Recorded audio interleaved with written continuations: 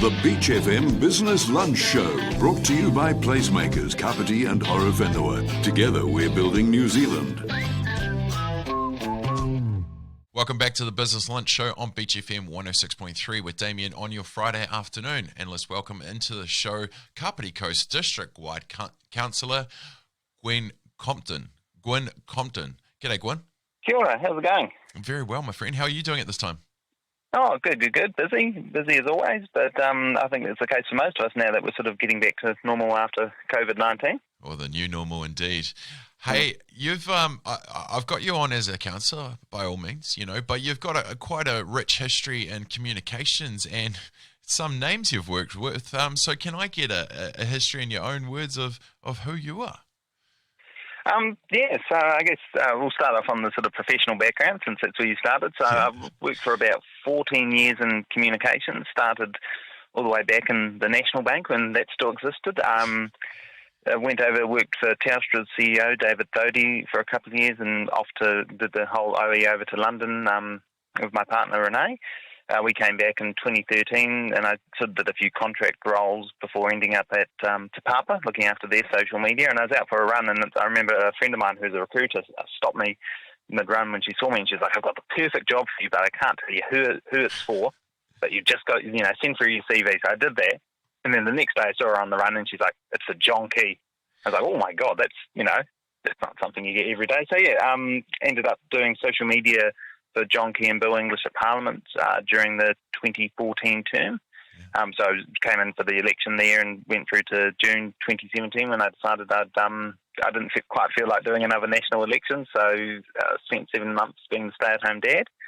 Did a bit of contracting, and then for the last 2 years I've been working for Beef and Lamb New Zealand, the pharma industry, good body, looking after their communications. And I finished doing that next Friday. So I'll just be focusing on being a councillor and looking after the boys, picking them up, doing the pickups and drop-offs at daycares, and I might do a bit of contracting on the side, but we'll see how that goes. Outstanding. Hey, mate, what do you think has prepared you more for COVID-19, working for communications for the Prime Ministers or stay-at-home dad for 7 months?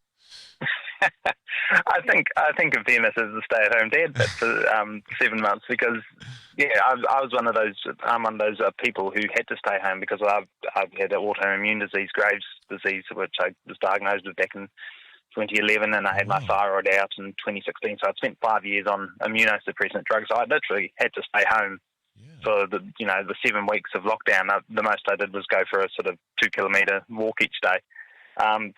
Just the whole experience of trying to entertain. We've got 2 boys now. Alex is 3 and Leon is just about 2. And entertaining them 24/7 for 7 weeks straight while you're both me and my wife are trying to work from home was quite an experience. And it was great to spend all that time with them, but we were also very relieved when daycare went back at level 2 and we were able to actually get some productive work done at home. Indeed. Mate, you must be a very motivated person to deal with that and keep that the rat pack in check as well. Hey, so I'm guessing, the parliamentary background, the communications, is that what led you to council or was it something else?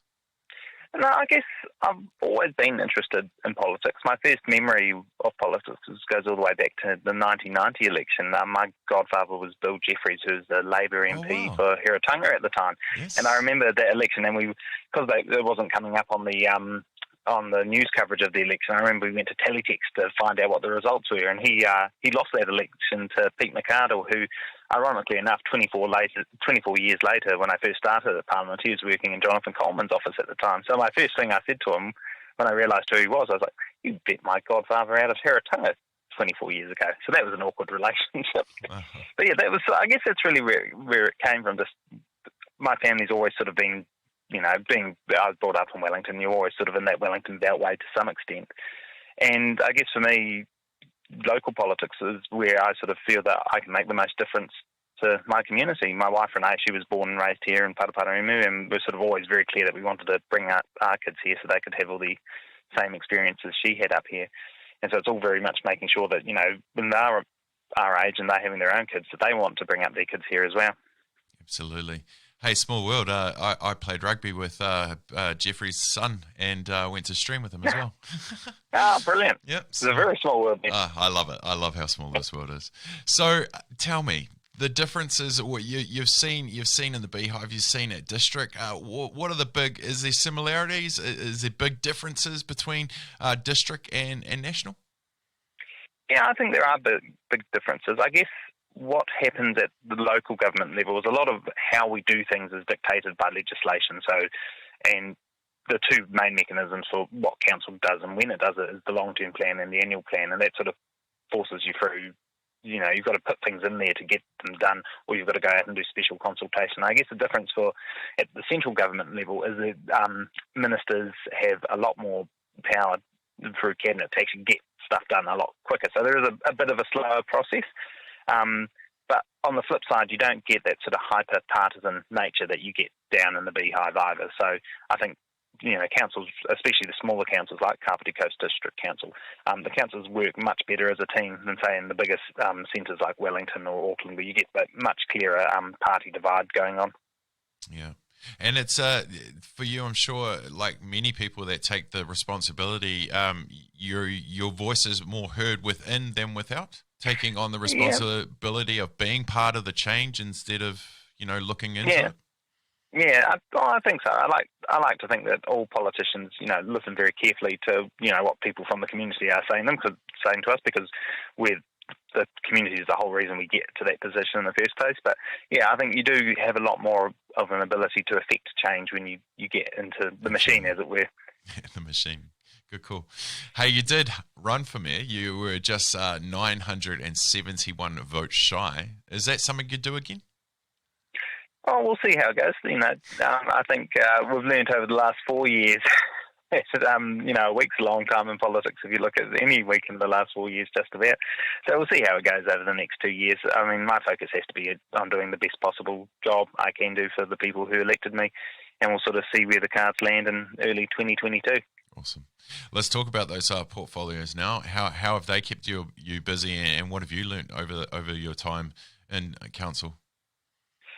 Oh, I guess the economic wellbeing portfolio, a lot of it's, especially at the moment with COVID, is looking at how the impacts from the recession that we're effectively right in the middle of now, because of the impacts to tourism and exports and jobs and all that, how that's going to play out in Kapiti. So you start to get a much better perspective, I think, on that.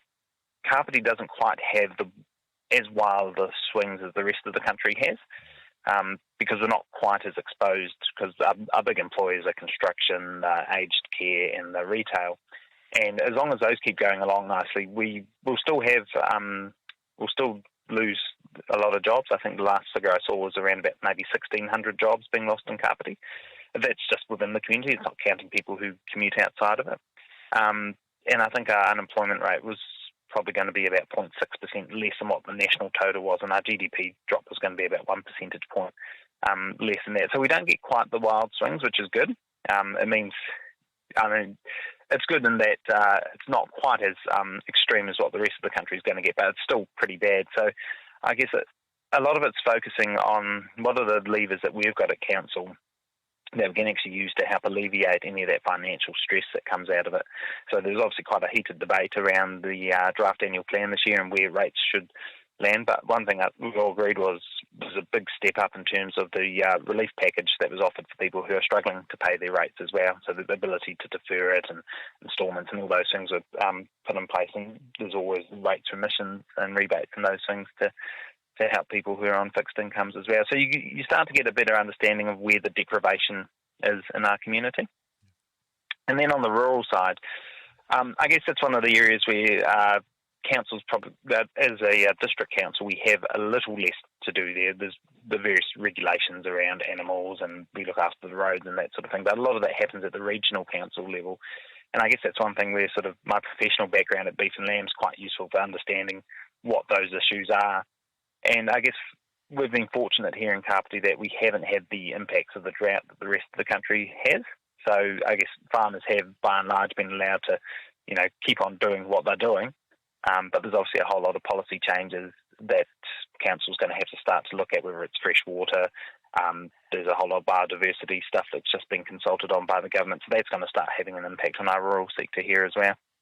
Hey, let's quickly talk Otaki Railway. Let's talk the infrastructure that we do have in place.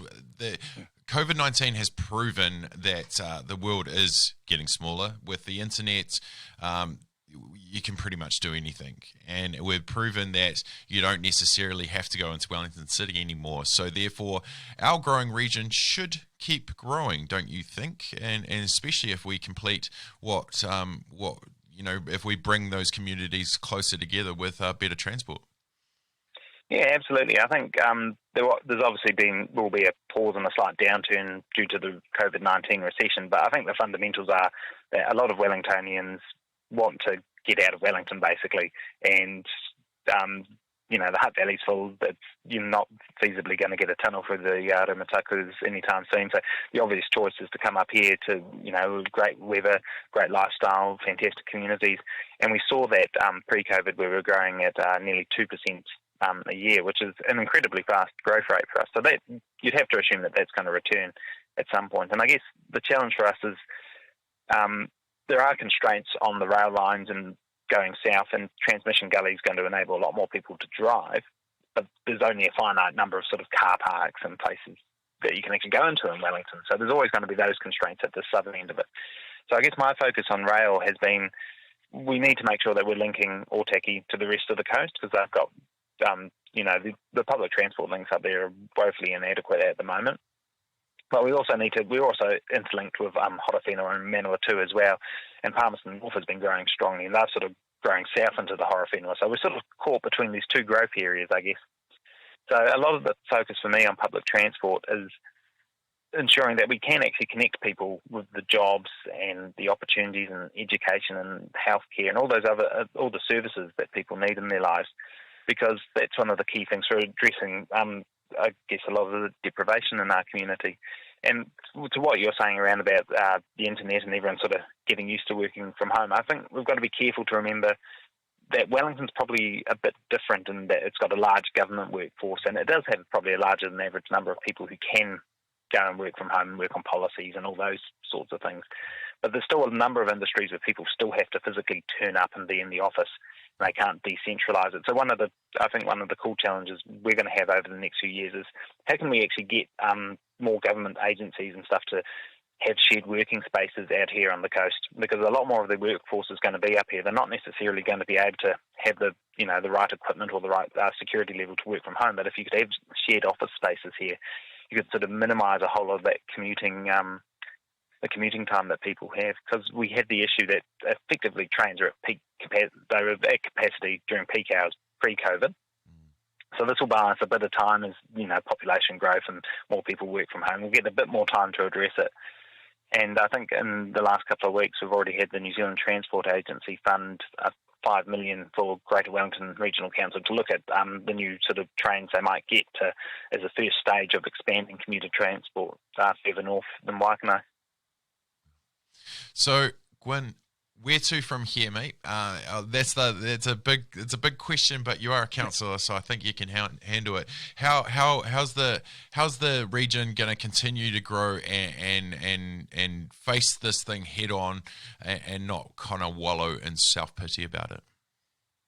Yeah, so I think as I said before, one of the key things is how can we get central government to start decentralising some of their stuff up here, and we've seen already with the Police Digital Communication Centre on down here in Paraparaumu, that's been a fantastic success.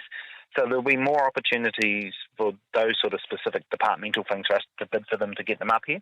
But more broadly, I think we're going to see a growth in sort of shared workspaces, and government has quite a specific need around that in terms of having security of systems and access and all those sorts of things. And my wife works for Kiwibank, and they've been discussing doing this for their staff. How do they have sort of business hubs around the country where staff who are working from home can go in and access a secure environment? So I think there's a huge opportunity around there. I think stuff like tourism is going to be important, domestic tourism. How do we drive that? That's obviously been a hotly debated topic around the gateway, the Kapiti Island Gateway in the last couple of weeks. But there's also this broader question of, we know and we love Kapiti, but not everything's about Kapiti Island because you can't always get over there. So how do we get people to come up here and enjoy the other things we've got? You know, I'm sitting here in the car and I can see Paraparaumu Beach Golf Course from where I'm sitting. You've got Ngāmanu Nature Reserve. You've got 40 kilometres of amazing coastline for people to explore. You've got the Tararuas on our doorstep. So it's how do we actually capture much more of that domestic tourism market, especially when we're competing against everyone else. And I guess the other thing is we've got this population growth going on. So how do we use that to our advantage? Because we need to sort of think we've got, in the next 30 years, we're going to potentially be trying to accommodate another 20, 30,000, 40,000 people within the district. So do we need to bite the bullet and sort of identify a clear CBD area in Paraparaumu where you can have that intensification, where you can have more professional services and those high-paying jobs and attract them to there?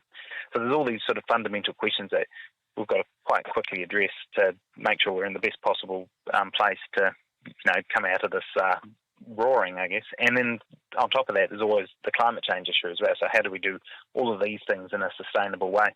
Thank you so much for your time. As always, lastly, how can people get in touch with you? How can they find more information? The best way to get in touch with me is through my website, which is www.gwynncomton.co.nz, GWYNNCOMPTON, and that's got all my contact details on there. Awesome. Well, Gwynn Compton from Kapiti Coast Districtwide Councillor, thank you so much for your time, my friend. Keep changing the world. My pleasure. Thank you very much.